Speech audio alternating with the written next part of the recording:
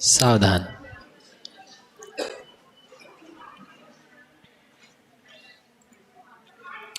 नमो अरिहन्ताणं नमो सिद्धाणं नमो आयर्याणं नमो उवाध्यायाणं नमो लोये सवसाहुणं प्रणम्य शिरसाणेमिं गुणरयण विभूषणं महावीरं सम्मत्तरयणनिलयं पयडिसमुक्कीर्तनं वोच्छं नम्योणनेमि चन्दम् असहाय पराक्रमं बन्धुदय सत्यजुत्तम् ओघादेशे तवं वोच्छम। परमांगलिक ग्रंथ श्री गोमठ सार जी कर्मकांड है, इसके रचयिता आचार्य भगवान श्री नेमिचंद्र सिद्धांत चक्रवर्ती देव हैं। इसमें 9 अधिकार हैं, जिसमें से दूसरे अधिकार का व्याख्यान चल रहा है। बंध की और सत्व की प्ररूपणा पूरी हुई और जो उदय है उसमें ओघ में और आदेश में यहाँ वर्णन चल रहा है। तो आदेश की अपेक्षा से गति, इंद्रिय, काय, योग, वेद, कषाय, यहाँ तक अपन ने कर लिया था। ज्ञान, संयम, दर्शन, ये करके आपको लाना था। लेश्या कल कर चुके थे, कुछ उसमें से बचा हुआ है, तो ज्ञान और संयम करते हैं। फिर अपन सम्यक्त मार्गणा यहीं पर करेंगे, है ना। ज्ञान मार्गणा, ज्ञान मार्गणा के कितने भेद बताए थे? ज्ञान मार्गणा के अक्षत भेद कितने बताए थे? 8। कौन से? 5 ज्ञान, 5 वो क्या हाँ ठीक है, ऐसे करके 5 ज्ञान और 3 अज्ञान। तो इसमें आपको बोला था बनाने के लिए, बनाया क्या अक्षय भैया ने? बुलाओ इनको, माइक दे दो। मति, श्रुत, अवधि, इन तीनों ज्ञानों को आपको बना के दिखाना है। चलिए,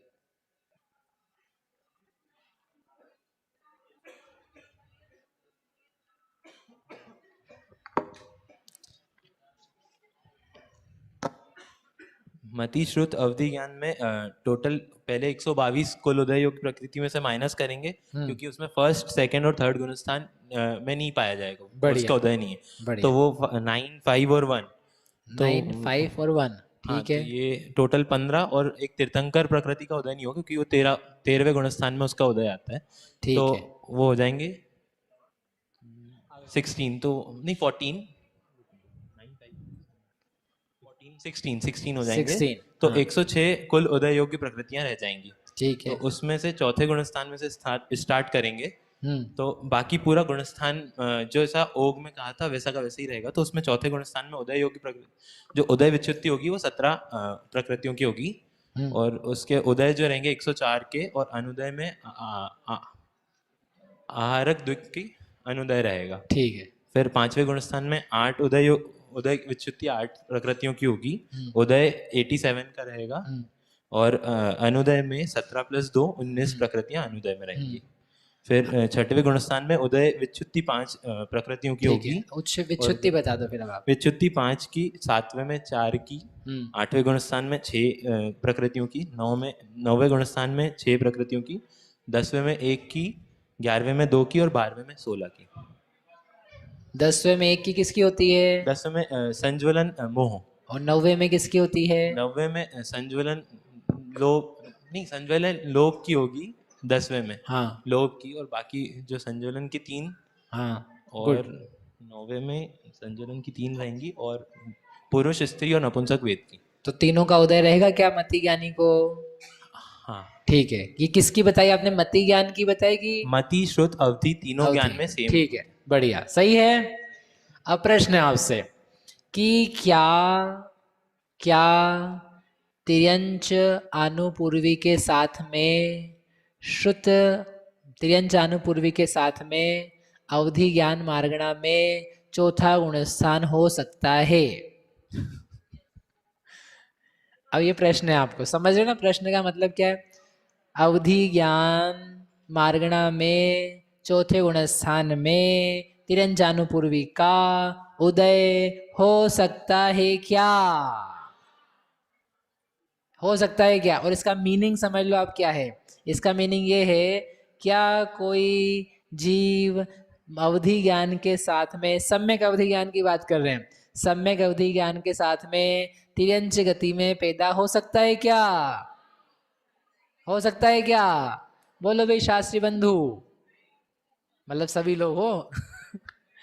क्या चौथे गुण स्थान में हो सकता है कि नहीं हो सकता है? नहीं हो सकता है। हो सकता है ना, हो सकता है। तिरंचानुपूर्वी माइनस करिए क्या चौथे में? तिरंचानुपूर्वी उदय योग्य है कि अनुदय में है? जो आपने उदय योग्य प्रकृतियां लिखी है चौथे में, कितनी लिखी है? कितनी लिखी है? 104। अब 104 का आप विचार करो कि 104 में क्या क्या है। क्या है कि वो अपन ने लिख तो दी फटाफट काटा पीटी करके, तो वो आपका टेबल तो बन गया, वेरी गुड। किसी किसी ने कॉपी पेस्ट भी किया है, ठीक है, वो भी सही, इट्स ओके। वो कल का मत करके लाना ऐसा, वो चल जाएगा। लेकिन अब आपको ये बताना है कि 104 में क्या तिर्यंचानुपूर्वी शामिल है क्या? अगर नहीं होती तो विच्छुत्ति 17 की कहां से आती? इसका मतलब क्या निकला कि कोई जीव सम्यक दृष्टि तिर्यंच बन करके पैदा हो रहा है अवधि ज्ञान के साथ में। क्या तिर्यंच पैदा होते हैं सम्यक्त्व के साथ में? क्या तिर्यंच सम्यक्त्व के साथ में पैदा होते हैं? क्या तिर्यंच सम्यक दर्शन के साथ पैदा होते हैं? हाँ होते हैं। कहाँ होते हैं? भोग भूमि में। कर्म भूमि में होते हैं क्या? इसका मतलब क्या निकला कि कोई मनुष्य क्षयिक सम्यक्त्व के साथ में था, कृतकृत वेदक के साथ था, उसको अवधि ज्ञान था, और वो अवधि ज्ञान लेकर के कहाँ जा रहा है? भोग भूमि में जा रहा है। अवधि ज्ञान जब मार्गणा पढ़ाई थी उस समय अवधि ज्ञान के 6 भेद किए थे। अनुगामी, अननुगामी, अवस्थित, अनवस्थित, हीयमान, वर्धमान। अब आपको मिलेगा अनुगामी का टाइप। अनुगामी ऐसे बन रहा है, बन गया अनुगामी तिर्यंच गति में। क्या ऐसा हो सकता है कि कोई नारकी सम्यक्त्व के साथ में पैदा होता हुआ अवधि ज्ञान के साथ पैदा हो जाए? क्या कोई नारकी अवधि ज्ञान के साथ में पैदा हो सकता है कि जन्मते समय ही उसको क्या रहे? अवधि ज्ञान रहे? क्या हो सकता है? अच्छा, सबके साथ ही होता है? जितने नारकी हैं जन्मते से ही क्या होते हैं? अवधि ज्ञानी। जन्म का पहला समय, और क्या बन गया वो? अवधि ज्ञानी। क्या ये संभव है? क्या ये संभव है? तो अवधि ज्ञान तो पॉसिबल नहीं है भाई। आपने विभंग ज्ञान बनाया होगा अभी, विभंग ज्ञान में आपने क्या किया है? माइनस किया? नहीं पूछता हूं मैं आके आपसे माइनस क्यों किया है। नियम ये है कि जो जो गति है भव प्रत्यय अवधि ज्ञान वाली, देवों की और नरकों की, तो वहां पर जो अवधि ज्ञान है वो वहां पर जाते से ही नहीं मिलता है, विग्रह गति में नहीं रहता है, क्षयोपशम नहीं पाया जाता वहां पर। जब वह पर्याप्त हो जाता है, उस पर्याप्त हो जाने के बाद में उसके क्या होता है? अवधि ज्ञान होता है। ठीक है, ये नियम है। जब नियम इस प्रकार का है तो ये हमने अवधि ज्ञान, विभंग अवधि ज्ञान के लिए कहा। अब मेरा प्रश्न वापिस इधर, क्या प्रश्न है? क्या कोई नारकी सम्यक्त्व वाला अवधि ज्ञान मार्गणा में रहता हुआ उसको नरकानुपूर्वी का उदय आ सकता है? यानी वो अवधि ज्ञानी भी हो और सम्यक दृष्टि भी हो और विग्रह गति में हो। क्या हो सकता है? ऐसा है? नहीं हो सकता है? नहीं हो सकता है? हो सकता है। ये लिखा आपके सामने, उसको बांच रहा हूं मैं तो बस, जो आपके सामने लिखा है या आपने लिखा है कॉपी में। क्यों हो सकता है भैया? कोई सम्यक दृष्टि है, क्षयिक सम्यक दृष्टि है, अवधि ज्ञान को धारण किया हुआ है, और वह अब जब लेकर के जाता है तो क्या होगा? यहां से अवधि ज्ञान लेकर के जाएगा। अनुगामी तो विग्रह गति जो है उसकी नारकानुपूर्वी, उसके साथ में उसको अवधि ज्ञान है और उसके साथ में पैदा हो रहा है। यदि वहीं पर जाकर के पैदा करता सम्यक दृष्टि अवधि ज्ञान, तो वो भी पर्याप्त दशा के बाद ही करता, लेकिन यहां से लेकर के जा रहा है इसलिए वो कंटिन्यू हो रहा है। ठीक है, ये नियम है। बोलो भाई। भैया मतलब ऐसा देखा है कि मतलब पहले उसको देशावधि था तो वो देशावधि छूटेगा, उसके बाद भव प्रत्यय नरक में जाके भव प्रत्यय होगा, तो बीच में गैप पड़ेगा। ऐसा किसके लिए होगा ऐसा? मनुष्य जो है वो नहीं नहीं, कुअवधि सुअवधि, अवधि ज्ञान विभंग ज्ञान, किसके लिए होगा ऐसा? अवधि में भी होना चाहिए। नहीं, ऐसे कैसे होना चाहिए? अपने मन से थोड़ी ना होना चाहिए। विभंग का नियम है, विभंग टूटता है क्योंकि विभंग अपर्याप्त दशा में नहीं होता है, लेकिन जो सुअवधि है, सम्यक अवधि है, वो ना टूटे तब तो अनुगामी बनेगा, नहीं तो आप अनुगामी भेद कैसे बनाओगे? अनुगामी टाइप बनाना पड़ेगा ना, तो अनुगामी बनेगा ही ऐसा कि वह इस भाव से अगले भाव में लेके जा रहा है। और वो जब चारों अनुपूर्वी को अवधि ज्ञान में कह रहे हैं, इसका मतलब ही ये है कि वह सम्यक्त्व के साथ में अवधि ज्ञान को कंटिन्यू लेकर के जा रहा है। उसको जन्म के पहले समय से, विग्रह गति के समय से अवधि ज्ञान है। ठीक है। त्रेंच में जैसे अभी बात त्रेंच की चल रही थी, उसमें नहीं होगा ये? हाँ, जैसे कोई मनुष्य है और वो त्रेंच में जाएगा तो उसको भी हो जाएगा कंटिन्यू, वो अनुगामी सम्यक्त्व के साथ में। हाँ, सम्यक्त्व के साथ में भोग भूमि में जाएगा, हो सकता है, तो कंटिन्यू हो जाएगा। विभंग में नहीं होगा। विभंग में नहीं होता है। ठीक है, ठीक है। कोई देवता है, कोई मिथ्यादृष्टि मनुष्य है, मिथ्यादृष्टि मनुष्य है, मरण करके कहाँ जा रहा है? देव में। उसके मिथ्यात्व अवस्था में अवधि ज्ञान होगा क्या जब वह देवानुपूर्वी के उदय के साथ में है? होगा क्या? नहीं होगा। क्यों नहीं होगा? अभी बताया आपको, उसके कारण से। इसको अपन विभंग ज्ञान में देखेंगे। ऐसे करके ये विच्छुत्ति की टेबल है, आपने बनाई होगी। मति का, श्रुत का, अवधि का, तीनों का सेम प्रकार का है। आगे कौन सा ज्ञान है? कौन सा ज्ञान है? मनापर्य ज्ञान। ये दे दो बहन जी को, सोलापुर वाले बहन जी। बनाया आपने? नहीं बनाया, बहुत बढ़िया। ज्योति बहन जी को दे दो, कोटा। स्तुति ने बनाया है, देते हैं आपको दूसरे का। भैया मना परे ज्ञान में उदय योग्य जो प्रकृति है वो 77 होगी। 77 क्यों है 77? जो उदय योग्य नहीं है वो लिखी है 122 में से। स्त्री वेद और नपुंसक वेद का उदय नहीं होगा क्योंकि पुरुष वेद के साथ ही मना परे ज्ञान पाया जाता है। हाँ, तो सीधे आप 77 कैसे ले आए हो, इतना सा बता दो आप। मैंने जो माइनस करी है वो मैं बता देती हूँ। नहीं, वो मत बताओ। सिंपल तरीके से बताओ। आपने किया वो अच्छा किया है। मैंने 122 में से 122 में से किया, ठीक है। 122 में करने की विधि क्या अपनाई आपने? हाँ, विधि तरीका क्या अपनाया? स्टार्टिंग से गिनी। अरे गजब, ये बहुत मेहनती है। ठीक है, अच्छा करा आपने। बताओ कितनी आई आपकी प्रकृतियां? 77। ठीक है, मान लेते हैं, अपन आगे बढ़ते हैं। गुणस्थान बनेंगे 6 से 12। 6 से 12। और अब छठे गुण स्थान में चलेंगे तो अनुदय रहेगा 0 का। हाँ, और उदय योग्य 77, उदय विच्युति 3 की। ठीक है। क्योंकि 3 क्यों लिखी है? क्योंकि 3 पहले ही उदय योग्य में नहीं है। 2 उदय योग्य में नहीं है। हाँ, आगे। उसके बाद में 7वें गुण स्थान में उदय विच्युति 4 की कराई। 4 की, क्योंकि ऐसे 4 की होती है, 4 की कराई। उदय 74 का, अनुदय में 3। तो 77 में से 3 माइनस किया तो 74। उसके बाद में 8वें गुण स्थान में उदय विच्युति कराई 6 की, हाथ से आदि 6।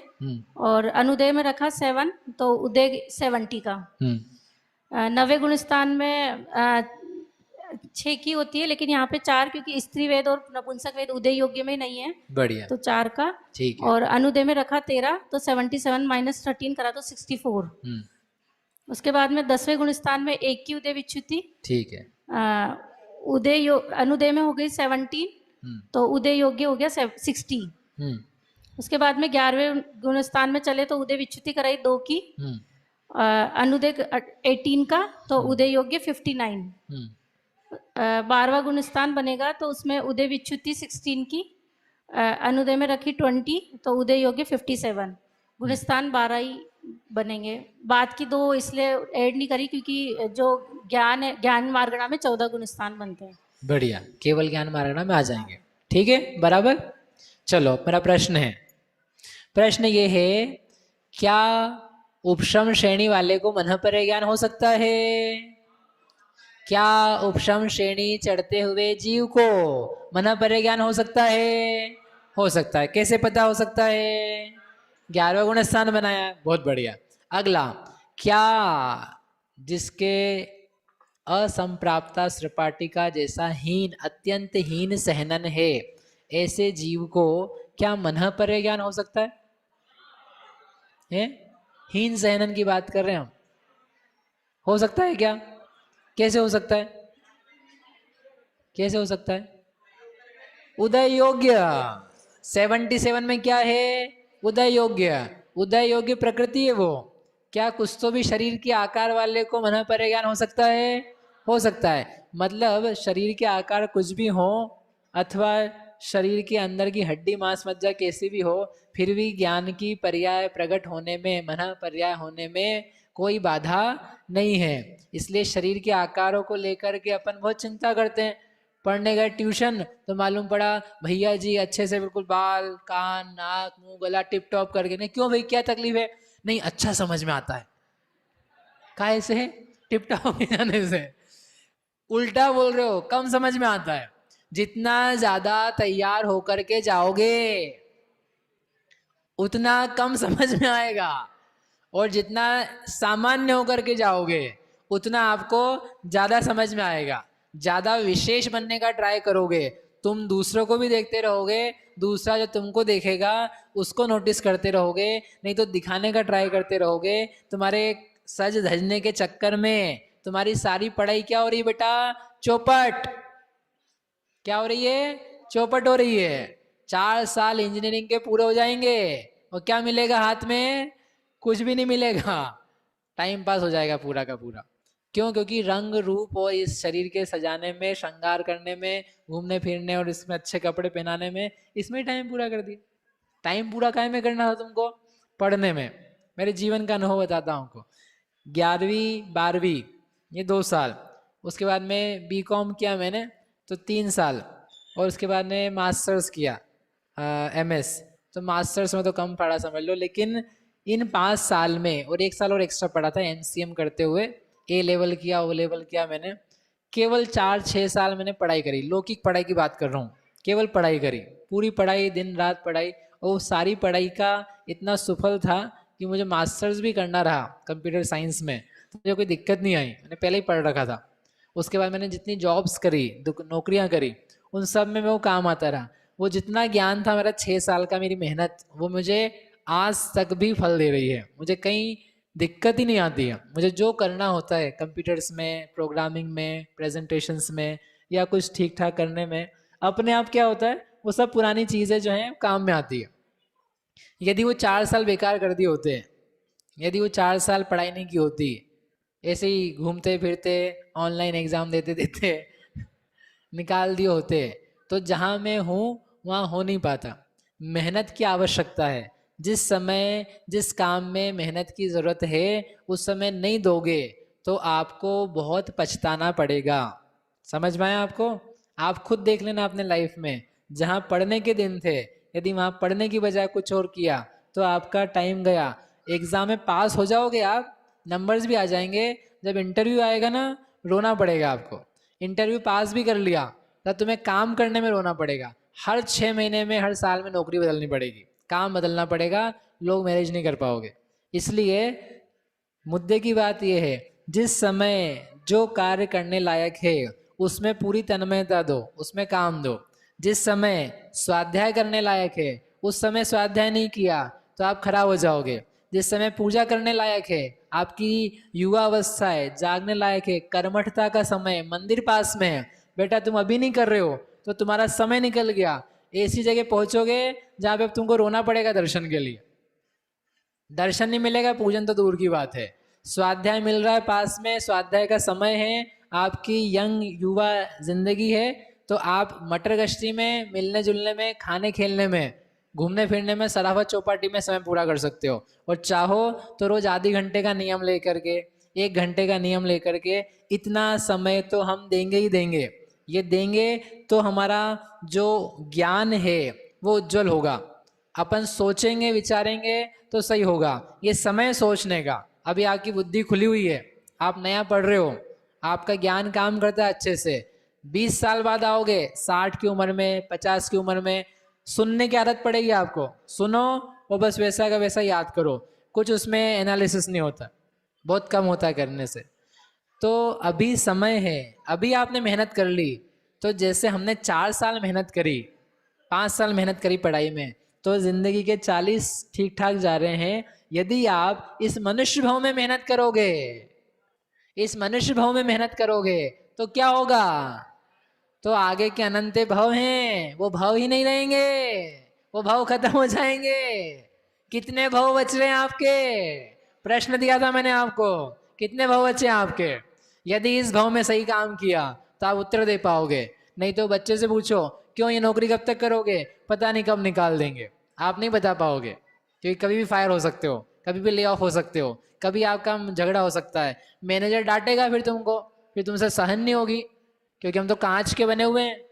अभी अलग विषय है लेकिन समय आने इस पर सही काम कर लो। ये समय आया है, सही काम कर लो। आप अध्ययन का काम कर लो, ध्यान का काम कर लो। जितने युवा हैं सबको काम है, जो कमर ध्यान में कसी गई वह कर्मबंध नशाती है। इस कमर को, इस शरीर को ध्यान में कसो, ध्यान लगाओ। ये तो दुनिया के काम करते करते तो जिंदगी पूरी होती है। सोशलाइजिंग है ना, सोशलाइजिंग को उतने ही काम में लो जितना आवश्यकता है, बाकी कुछ काम में नहीं आएगा, कुछ भी नहीं आएगा। समझ में आ गई बात? तो हीन सहनन भी हो, हीन संस्थान भी हो, कोई फर्क नहीं पड़ता है, ज्ञान खिलता है। हुंडक संस्थान वालों तक को केवल ज्ञान हो जाता है। हुंडक संस्थान, अरे बोनों को हो जाता है, छोटी उम्र छोटे हाइट वालों को हो जाता है। तो फिर क्या है, इस शरीर के लिए और शायद टाइम पास करने से क्या लाभ है? ठीक है, चलो भाई, समझ में आ गया होगा आपको। आगे भैया, जो अभी ये नियम बताया कि सम्यक दृष्टि कोई मनुष्य है वो देव में या नरक में साथ में लेके जाएगा अवधि ज्ञान, हाँ, तो लेके जाएगा ही या फिर ले जा सकता है? मतलब नहीं, ले जा सकता है। देव में और नारकी में यदि सम्यक दृष्टि है, मतलब अवधि ज्ञान की बात चल रही है, तो वहां तो लेके जाएगा, क्योंकि उसके है वैसे अवधि ज्ञान। लेकिन जो तिर्यंच है ना, वो बहु प्रत्यय नहीं है, तो उसमें लाने का नियम नहीं है। देव नारकी मर करके यहाँ आएंगे तो वो लेकर के आए, उसका नियम नहीं है, उनके लिए कंपलसरी नहीं है। लेकिन भाव प्रत्यय जगह पे आप जा रहे हो तो वहां पर लेके जाएगा फिर, क्योंकि है तो ले जाओ। और यदि यहाँ पर नहीं और वहां पैदा होना है तो फिर वहां नया पैदा हो जाएगा। कब? वो पर्याप्त दशा के बाद। ऐसा केवल ज्ञान, केवल ज्ञान का कौन करके आया है? सभी करके लाए होंगे।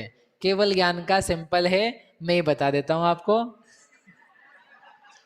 एक प्रश्न है भाई। केवल ज्ञान में उदय की प्रकृतियां कितनी है? 42। क्यों है 42? सबकी उदय विच्छुत्ति हो गई। 42 में से 30 की उदय विच्छुत्ति 30 पे 13वें में, 12 की उदय विच्छुत्ति 12 में। क्या कोई केवली हो उनके दुस्वर कर्म का उदय आ सकता है? क्या केवली भगवान को पाप का उदय हो सकता है? ऐसा पूछता हूं मैं आपसे, क्या केवली भगवान को पाप का उदय हो सकता है? अच्छा हाँ बोल रहे हो, चलो दूसरा प्रश्न पूछता हूं। क्या केवली भगवान को लगातार जितने समय वो केवल ज्ञानी है, 8 वर्ष कम 1 कोटि पूर्व, इतने समय तक क्या लगातार पाप का उदय हो सकता है? डर लग रहा आपको बोलने में? हो सकता है, हो सकता है। क्यों हो सकता है? दुस्वर कब तक उदय रहता है उसका? लगातार उदय चलता है थ्रू आउट। ऐसा नहीं कभी कभी बोलने बैठे तो दूसरे का उदय आ गया, नहीं बोलने बैठे तो दूसरे का उदय नहीं है। दूसरे का उदय लगातार, अप्रशस्त विहाय गति लगातार कंटिन्यूअसली उदय में आती है। अशुभ और स्थिर तो वो ध्रुवोदय है, तो उसको तो डिस्काउंट कर लेते हैं अपन, वो भी अशुभ ही है। लेकिन ये दो प्रकृतियां तो कैसी है, जिनका भी उदय आता है और लगातार उदय आता है। ठीक है, तो केवली भगवान के ही पाप का उदय हो सकता है। ऐसे कैसे हो सकता है? तो हो सकता है, हम क्या करें, वो जन्म ही ऐसा हुआ था ना, जन्मते समय ही वो प्रकृति थी। यदि इन प्रकृति का उदय था तो इसका अर्थ जन्म के समय से वो इस प्रकार के उदय वाले हैं। ठीक है, तीर्थंकर भगवान जो होंगे उनके जरूर सुस्वर का और प्रशस्त विहाय गति का उदय होता है। ऐसा पांचवें अधिकार में जब नाम कर्म के उदय स्थान आएंगे तो वहां अलग अलग स्थान बनाएंगे। ठीक है, इस प्रकार से ज्ञान मार्गणा में 3 हो गए, बचा है विभंग। कुमति कुश्रुत, चलो भाई, कुमति कुश्रुत किसने बनाया है? देव पीछे स्तुति को देना। विभंग के संबंध में एक प्रश्न था वैसे। हाँ, जब हम अवधि दर्शन की मार्गना बना रहे हैं, अवधि दर्शन की, तो ऊपर 1 से 3 गुणस्थान रखना है कि नहीं रखना है, और क्यों? मतलब क्या विभंग अवधि को अवधि दर्शन नहीं होता है? हाँ, इनका प्रश्न है कि अवधि ज्ञान में चौथे से बनाए हैं, अवधि दर्शन में कहाँ से बनाएंगे? चौथे से बनाएंगे कि नीचे से बनाएंगे? मैंने ही बंद किया भाई, कुछ नहीं हुआ, मैंने बंद किया। अच्छा, आप लोग कंफ्यूज हो गए, मैंने किया है व्यवस्था, ये आ जाएगी ऐसी। हाँ ठीक है, तो शास्त्र का नियम है कि पहले दूसरे गुणस्थान में ना विभंग अवधि ज्ञान के साथ में अवधि दर्शन नहीं होता है, बिना अवधि दर्शन के वो पाया जाता है, ऐसा उन्होंने नियम दिया है। फिर एक जगह अकलंक स्वामी ने ऐसा भी बोला है कि उसमें अवधि दर्शन होता है, तो उसका अवधि दर्शन में हमने सद्भाव कर लिया है, गुणस्थान आप बना लेना। ऐसे दोनों प्रकार के। और एक जगह वीरसेन स्वामी ने भी उसी अकलंक देव की बात को लेकर के समर्थन किया है, बहुत बाद में धवल में जाकर के, कि हाँ यहाँ पर हो सकता है। तो अब होता है कि नहीं होता है, ऐसा व्याख्यान है शास्त्र का। प्रधानतया से जो प्रचलित है वो ये है कि चौथे गुणस्थान से ही अवधि दर्शन होता है, उसके पहले नहीं होता है। ठीक है, हाँ बोलो देवी। कुल उदय योग प्रकृतियां 122 हैं, उसमें से सम्यक्त प्रकृति माइनस करेंगे, मिश्र माइनस करेंगे, तीर्थंकर माइनस करेंगे और आहारक द्विक माइनस करेंगे। क्यों माइनस करिए? क्योंकि 2 गुण स्थान होते हैं, तो सम्यक्त और मिश्र का और तीर्थंकर प्रकृति का उदय आ नहीं सकता, और आहारक द्विक का भी नहीं आएगा। ठीक है, बढ़िया। और तो 117 प्रकृतियां बचेंगी, तो उसमें से पहले गुण स्थान में 5 उदय की विच्युति हो जाएगी, जैसे कि 5 मिथ्यात, आतप, अपर्याप्त, सूक्ष्म, साधारण। कौन सा बता रहे हो आप? कुमति। कुमति, ठीक है, बढ़िया। और नरकानुपूर्वी की विच्युति हो जाएगी, और उदयुक्त प्रकृतियां 117 रहेंगी और अनुदय में 0 रहेंगी। नरकानुपूर्वी क्यों माइनस करी है? क्योंकि दूसरे गुणस्थान में नरक में जीव उत्पन्न नहीं हो सकता, इसलिए पहले गुणस्थान में उसकी विच्युति हो जाएगी। ठीक है, सही है, सही है, बढ़िया। दूसरे गुणस्थान में 9 प्रकृतियों की उदय विच्युति होगी, अनंतानुबंधी 4, स्थावर, विकलत्रय और एक इंद्रिय की। और उदयुक्त प्रकृतियां 111 रहेंगी और अनुदय में 6 रहेंगी। ठीक है, सही है, यही है, बराबर। तो 2 ही गुणस्थान है, 2 गुणस्थानों में नारकानुपूर्वी की विच्छित्ति आपको पहले करवानी, बढ़िया। अब इसके बाद में है कौन सा ज्ञान है? अरे कौन सा है? केवल नहीं भैया, केवल हो गया है, विभंग। देव मंथन भैया लिखा है क्या? लिखा है कि नहीं लिखा है? लिखा नहीं है। राकेश जी लिखा है? नहीं लिखा है। शुभम लिखा है? देव पीछे शुभम को देव।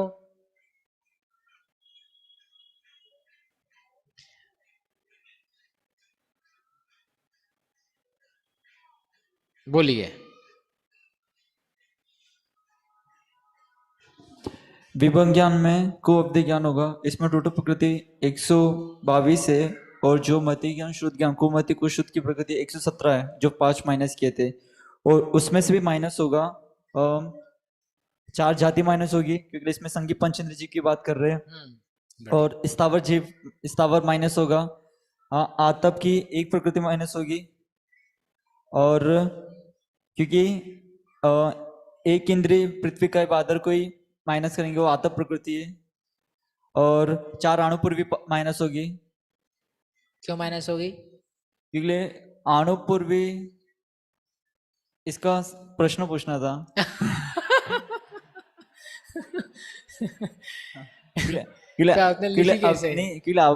अनुपूर्वी अवधि ज्ञान तो संज्ञा पंच इंद्रिय जी की बात करेंगे, पर्याप्त अवस्था की बात करेंगे, लेकिन अनुपूरी तो अपर्याप्त अवस्था से पहले होगी विग्रह गति में। तो हाँ। फिर इसको काउंट क्यों किया है? काउंट क्यों किया कि काउंट क्यों नहीं किया है? काउंट से निकाला, इसके लिए निकाला है। तो आप उत्तर दे रहे हो कि पूछ रहे हो? नहीं, उत्तर आपको दे दिया अभी। अच्छा। तो स्थावर आपने माइनस करी, तो स्थावर कौन सी माइनस करी? स्थावर साधारण सूक्ष्म अपर्याप्त। साधारण सूक्ष्म और अपर्याप्त। अपर्याप्त, ठीक है, बढ़िया। टोटल 104 प्रकृति है को अवधि में विभंग ज्ञान में। हाँ। उसमें 2 गुणस्थान होते। तो प्रथम गुणस्थान में मिथ्यात्व गुणस्थान में उदय में 104 प्रकृति रहेगी, अनुदय में 0 रहेगी। और सासाधन गुणस्थान में अनंतानुबंधी की 4 उदय में रहेगी। और उदय में कि विच्छुत्ति में? उदय विच्छुत्ति में। हाँ। और अनुदय में एक ही प्रकृति रहेगी जो मिथ्यात्व है। ठीक है, बढ़िया।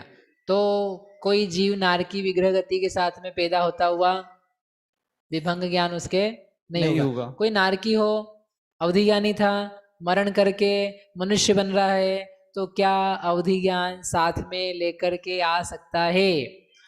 क्या विभंग ज्ञान साथ में लेकर के आ सकता है? क्या अवधि ज्ञान साथ में लेके आ सकता है? चलो फिर से पूछता हूं, क्या कोई नारकी जीव जिसके अवधि ज्ञान है, वह अपने अवधि ज्ञान को साथ में लेकर के मनुष्य बन सकता है? क्या बन सकता है कि नहीं? नहीं बन सकता है। बन सकता है।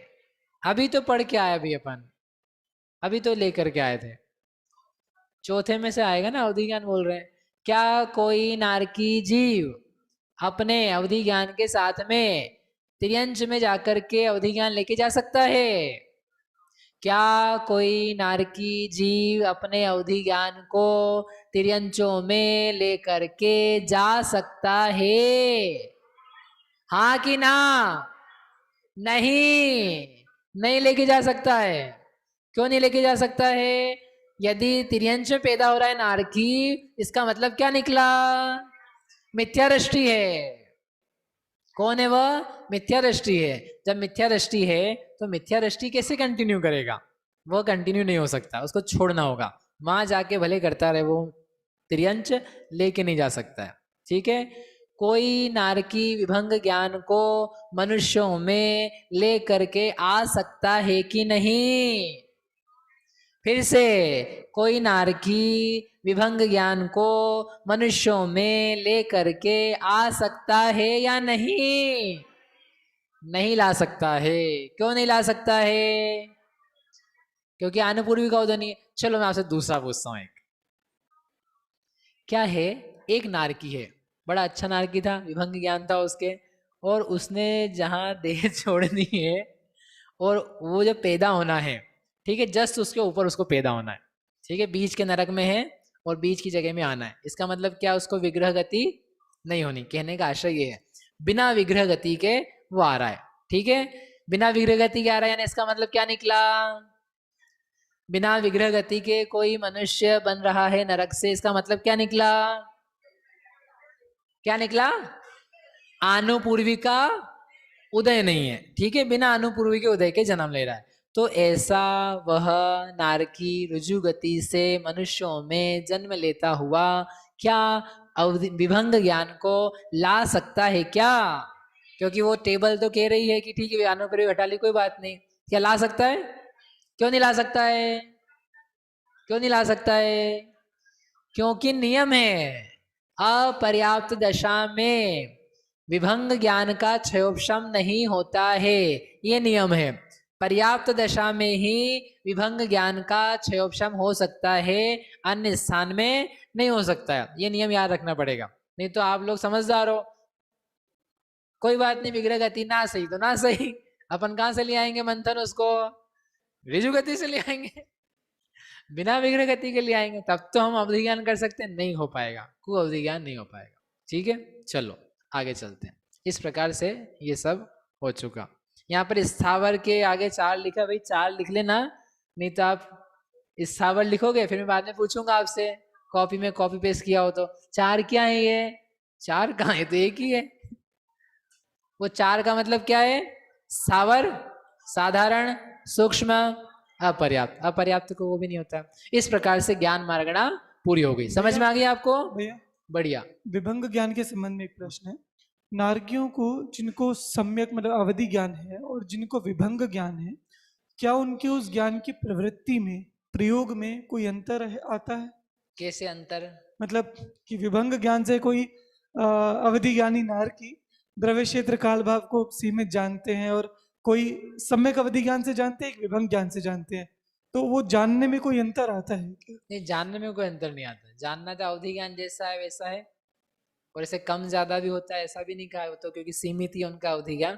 फिर उसके अलावा प्रयोग है, तो प्रयोग तो क्या है कि वो जैसा औदैहिक भाव है वहां पर वैसा प्रयोग होता है। यानी वहां पर मार काट का औदैहिक भाव है तो उसके रूप में प्रयोग होता है। बचाव के रूप में प्रयोग कर ले, थोड़ा वो अंतर हो सकता है, कदाचित, पढ़ा नहीं मन से कह रहे। बाकी लड़ने, भिड़ने, मारने, पीटने, उसमें अवधि ज्ञान का या अवधि ज्ञान का प्रयोग होता है। औदैहिक भाव ऐसा है। ठीक भैया, इसी के संबंध में गोमटसार जीव कांड गाथा 306 की जीव तत्व प्रदीपिका टीका में विभंग ज्ञान को सम्यक दर्शन के लिए कारणभूत कहा है नरक गति में। तो वो किस रूप में, मतलब वहां से उतना स्पष्ट नहीं हो पाया। वो दुखों को देख करके, दुखों की भावना करके वो विभंग ज्ञान से जान ले, तो उस रूप से उसका अवधि ज्ञान को सम्यक वही लग रहा है। दुख तो सामने प्रत्यक्ष हो ही रहे हैं ना, उसमें अवधि ज्ञान का क्या प्रयोग?